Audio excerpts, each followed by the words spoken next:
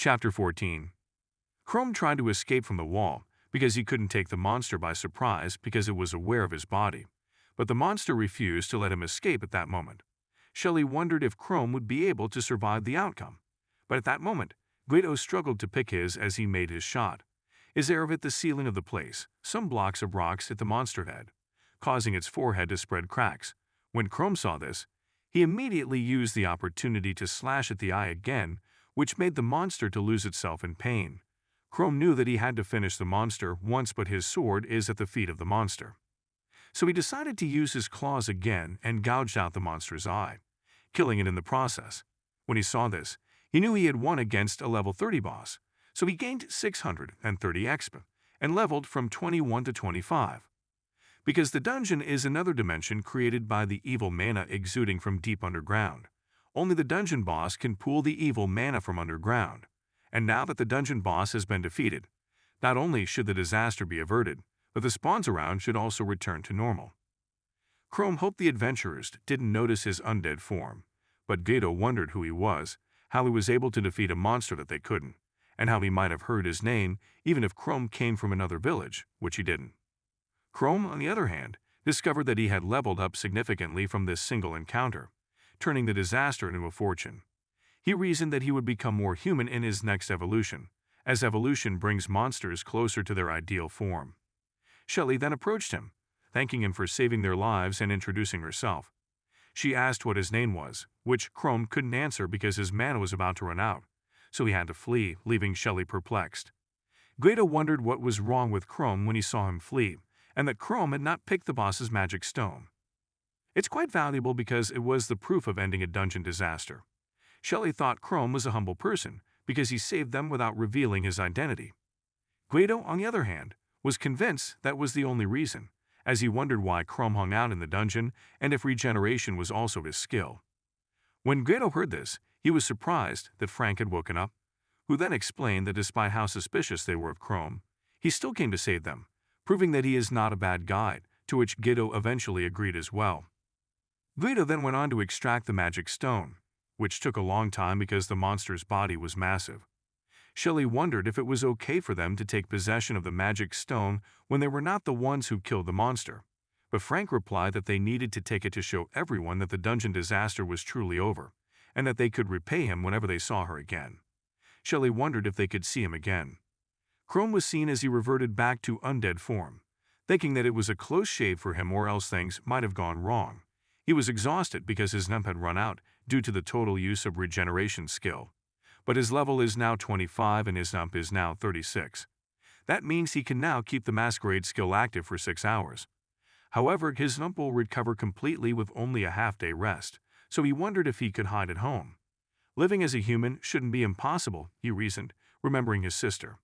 He decided to return to human society and use it as training for his skill. Chapter 15. Many adventurers were seen trudging after Frank, Shelley, and Guido in the capital, Reburg, the Adventurers Guild, asking how the dungeon disaster in the western area could have been averted so quickly. Frank then stated that this was his first encounter with a monster at level 30, and that if the boss monster had not been defeated, the entire area would have turned into a monster nest. However, Guildmaster Gars came over and added to the discussion by saying that it was difficult to believe. But Frank told the Guildmaster that they weren't the ones who defeated the monster, which shocked Guildmaster Gars. Shelley then stated that the monster was defeated by a gallant knight who appeared at the time, to which Guildmaster Gars inquired as to how someone could take on a level 30 monster himself, at which point a young woman adventurer came over and stated that Shelley was delusional and that nothing of the sort was possible, to which Shelley tried and explained herself that the person had manly features, to which Guido stated that Shelley is glorifying everything once more. However, Frank told others that, while they helped him out a little, the majority of the credit would still go to the person. But Guildmaster Gars said he doesn't believe him yet. When Frank heard this, he smiled and brought out the dungeon boss's magic stone for everyone to see as proof that they had also fought with the level 30 monster.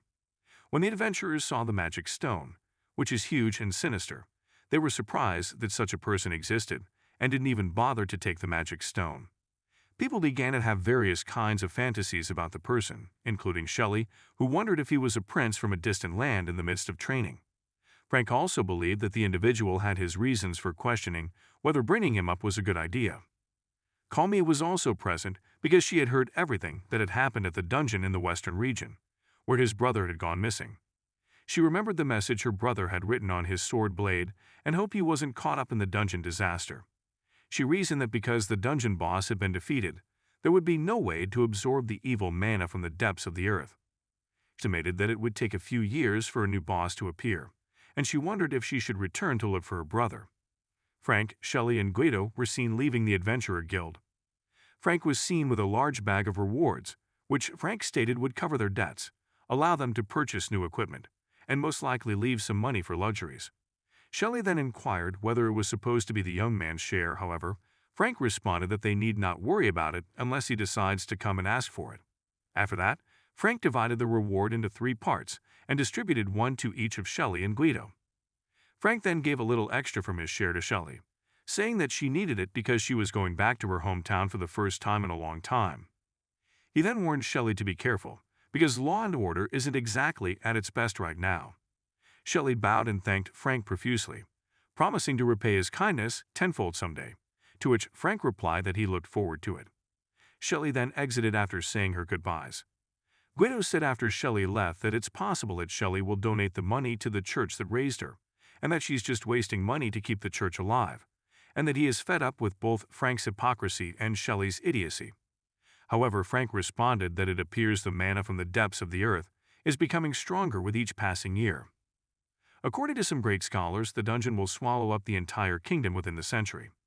Although it may be pointless for them to risk their lives to fight and give the money they earn from dungeon disasters to orphans, Frank said that as humans, they can't help but do something, no matter how pointless or inefficient it may be, and he wondered if this was why Guido agreed to fight the dungeon boss as well. However, Guido responded that it was already too late for the town, explaining that this is why the place was named the Ruined City Oddfield, and that Shelley should leave the city behind. Chrome was seen gaining 36 XP after killing a monster, as he had been hunting monsters for almost the entire day, to the point where he was so strong that he couldn't raise his level any longer.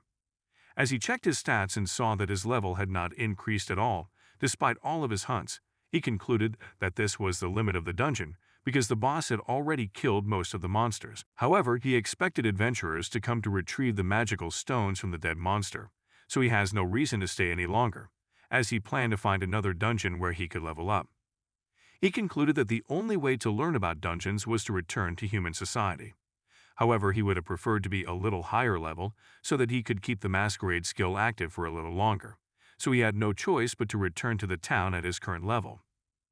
He wishes to return to Kalmia, but there are so many people around that even if he takes human form, he won't be able to completely conceal his fangs and marks, as he can in the dark dungeon, but could be dangerous in the city. He wondered if there was a perfect town that was suitable for him. He suddenly remembered when Durek asked him to deliver cargo to the western town Oddfield, saying that he wouldn't go there no matter what happened. But Chrome asked him then if the place was really a bad place, to which Durek replied that it was the kind of place where nobody cared about dead bodies or monsters littering the street. He reasoned that if public order is that bad, no one would mind if a suspicious person was present. So he concluded that if he changed into a human form, found some clothes, and wore a hood, he could conceal his fangs and skin color, and that if he rested at the inn, he could use the time to replenish his mana for the masquerade skill, and that he can only make money by stealing the stones of monsters he has killed. He then emerges from the dungeon, attempting to sneak to the Ruined City Oddfield.